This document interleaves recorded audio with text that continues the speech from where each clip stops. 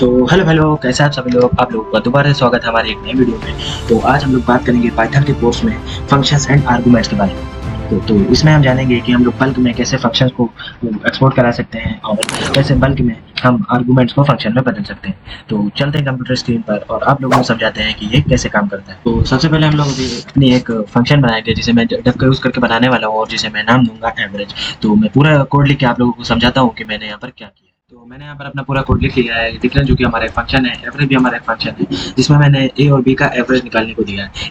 ए और बी हमारे दो वेरिएबल हैं जिसमें ए की वैल्यू 8 है और बी की वैल्यू 2 है और उसमें जो हमारा वेरिएबल का मीन डिवाइडेड बाय 2 कर दिया है ताकि उसका एवरेज निकाला है। तो अब मैं इसे आपको लोगों को रन करके दिखाता हूँ। तो कि इसका एवरेज आया है 5। The average is 5। मैं आप लोगों को पहले बता चुका हूँ जो भी चीज़ इन्वर्टेड कॉमा के अंदर रहेगी वो को वैसे का वैसा ही आ जाएगी। और ए प्लस बी बाई 2 मतलब 8 और 2 10 और बाई 2 मतलब 5। तो 5.0 मतलब 5 यहाँ पर हमारा जो आंसर है वो सही आ चुका है। और अब कि ये जो हमारा जो मैंने अभी करके दिखाया है काफ़ी आसान था, मगर यहाँ पर हमारे आर्गुमेंट के 4 टाइप होते हैं: default arguments, keyword arguments, variable length arguments और रिक्वायर्ड आर्गुमेंट्स। तो ये 4 तरह के हमारे आर्गुमेंट होते हैं। तो हम इन्हीं का यूज़ करके आज इस वीडियो में आप लोगों को दिखाने वाले हैं। तो इस केस में जो हमने अभी इसका एवरेज निकाला है, ये जो हमारा ए और बी है मतलब 8 और 2 है, ये हमारा डिफ़ॉल्ट आर्गुमेंट्स है।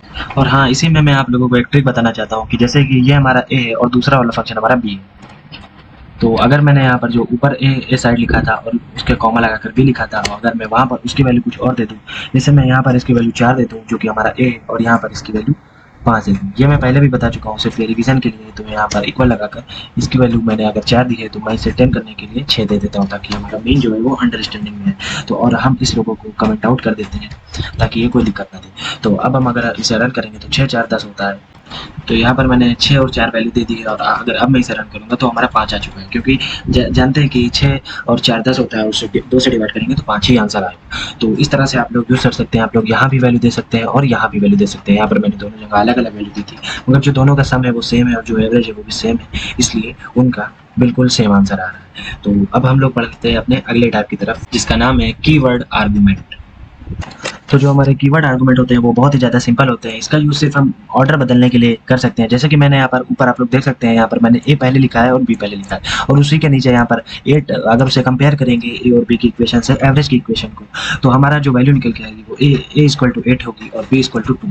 तो इस तरह से आप लोग ऑर्डर बदल सकते हैं। जैसे कि मैं यहाँ पर लिखता हूँ एवरेज, यहाँ पर एवरेज में अगर मैं ए की वैल्यू 2 दे दूँ और बी की वैल्यू 8 दे दूँ तब भी आंसर उतना ही आएगा, क्योंकि सम भी सेम होता है। मैं आप लोगों को दूसरी जो गिनती है वो करके दिखा देता हूँ। मैं यहाँ पर पहले लिखूँगा बी इज इक्वल टू, मैं यहाँ पर ऊपर मैंने 8 और 2 ली थी, तो अब यहाँ पर मैं 16 ले लेता हूँ ताकि आप लोगों को समझ में आए।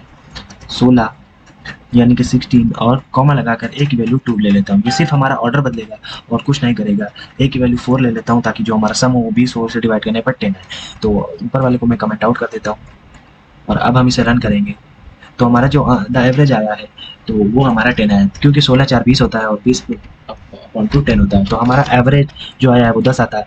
तो ये हो गया हमारा कीवर्ड आर्गुमेंट। तो मैं ज़्यादा डीपली इन लोगों पर बात नहीं करने वाला, क्योंकि इन लोगों का बहुत ही ज़्यादा कम यूज़ होता है हमारे कोड लिखने में। तो इसलिए जो हमारा मेन आर्गुमेंट होता है वो हमारा डिफ़ॉल्ट आर्गुमेंट होता है और जो अभी अगला टाइप बताने वाला हूँ उसमें से एक होता है। तो बढ़ते हैं हम लोग अपने अगले टाइप की तरफ जिसका नाम है रिक्वायर्ड आर्गुमेंट। तो रिक्वायर्ड आर्गुमेंट में ये काफ़ी इंपॉर्टेंट होता है, क्योंकि अगर हम मान लें कि जो हमारी एक वैल्यू यहाँ पर मैंने 16 दी थी, अगर हम यहाँ पर एक वैल्यू जो हमने 4 दी थी वो अगर हम यहाँ पर 4 ना दें और ऐसे ही दे दें तो ये हमारा एरर आ जाएगा, क्योंकि हमारे पास ए के लिए कोई गिनती है नहीं। तो हमारा ये 16 प्लस ए अपॉन 2 लॉजिकली हो जाएगा। तो ये हमारा पोजिशनल आर्गूमेंट एरर हो गया है। तो ये हमारा होता है रिक्वायर्ड आर्गूमेंट। तो रिक्वायर्ड आर्गूमेंट में होता क्या है, जैसे कि मैंने अभी बताया है कि आप लोगों को ए की वैल्यू या फिर बी की वैल्यू अगर कुछ मिसिंग है तो वो एरर दे देगा। तो आप लोगों को इन दोनों चीज़ों की वैल्यू को देना पड़ेगा, तभी वो एवरेज या प्लस माइनस जो भी आप कैलकुलेशन ट्रिपलेट से या पाइथन से कराना चाहते हैं वो आपको करके देगा। तो इसलिए रिक्वायर आर्गूमेंट बहुत ही ज़्यादा ज़रूरी होते हैं ताकि ये अपनी कैलकुलेशन को फास्टर और जल्दी कर सके। तो अब हम लोग बढ़ते हैं अपने अगले आर्गूमेंट की तरफ जिसका नाम है वेरिएबल लेंथ आर्गूमेंट। तो इसमें होता क्या है कि जैसे कि मुझे यहाँ पर कई सारे नंबर का एवरेज निकालना है, जैसे कि n नंबर्स ऑफ टाइप्स हैं, तो मुझे उनका अगर एवरेज निकालना है तो वहाँ पर हम लोग यूज़ करेंगे वेरिएबल लेंथ आर्गूमेंट। यहाँ पर ये सजेशन भी दे रहा है, मगर आप लोगों को मैं अपना कोड लिख के देता हूँ। तो अगर जैसे हमें कोई वर्क मिला जिसमें हमें कुछ 100 बंदों को या 10 बंदों का एवरेज निकालना है, उनके वर्क का या उनकी सैलरी का, तो यहाँ पर हम लोग वेरिएबल लेंथ आर्गुमेंट का यूज़ करेंगे। तो सबसे पहले मैं इसको कमेंट आउट कर देता हूँ क्योंकि इसका काम खत्म हो गया है और मैं यहाँ पर एक नया फंक्शन लिखूँगा डेफ करके। तो मैं पूरा फंक्शन लिख के आप लोगों को समझाता हूँ। तो भाई लोग जैसा कि आप लोग यहाँ पर देख सकते हैं, मैंने जो अपना कोड है वो कंप्लीट कर लिया है और अब हम यहाँ पर इसको अपना एवरेज देंगे। मतलब एवरेज का मतलब ये है कि इसको हम वैल्यूज़ देंगे कांस्टेंट की जो हमने ली है, तो हम यहाँ पर एवरेज लिखेंगे। मतलब एवरेज जो कि हमारा एक फंक्शन है वो हमने लिख लिया है और उसमें अब हम वैल्यू देंगे। मान लेते हैं कि हमने कई नंबर्स की जो एवरेज है वो निकालना है। तो मैंने यहाँ पर सिर्फ 2 नंबर लिए हैं अभी के लिए समझने के लिए।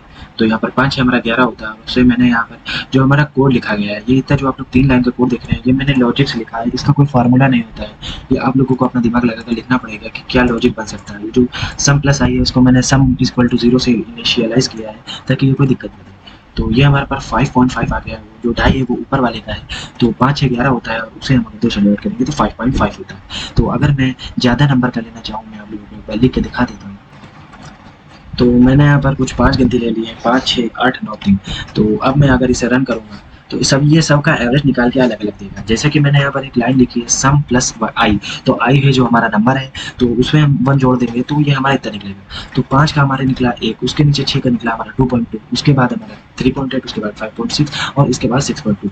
तो ये जो हमारे कुछ 5 लाइन के कोड आए हैं ये हमारे बल्क में आए हैं। तो जो हमारा वेरिएबल लेंथ आर्गुमेंट होता है वो हमारा बल्क में आर्गुमेंट को पास करने की क्षमता रखता है, ताकत रखता है। और आप लोगों को अगर इसमें नंबर बढ़ाना है इनफाइनाइट या फिर n तक ले जाना है, जैसे n नंबर तक लिखना पड़ेगा। ये हमने n को अभी कोई आर्गुमेंट बनाया नहीं है तो उसने हमें एरर दे दिया है। तो आज जो मैंने यहाँ पर मैंने 4 टाइप बताए आर्गुमेंट के। गाइस होते बहुत ज़्यादा है मगर मैं आज वीडियो को लंबी नहीं करना चाहता, नहीं मैं और भी बता देता। ये कुछ रिटर्न आर्गुमेंट होते हैं और कीवर्ड आर्बिट्ररी आर्गुमेंट भी होते हैं जो कि इतने ज़्यादा इंपॉर्टेंट नहीं होते हैं, मगर हाँ अगर आपको हाई लेवल डेवलपर बनना है तो उन्हें बताना जरूरी है। और मैं आगे उनको बताता रहूँगा क्योंकि जो हम बड़े बड़े कोड लिखेंगे उसमें उनके यूज़ होते रहते हैं। तो आज के लिए इतना ही, मिलते हैं अगली वीडियो में।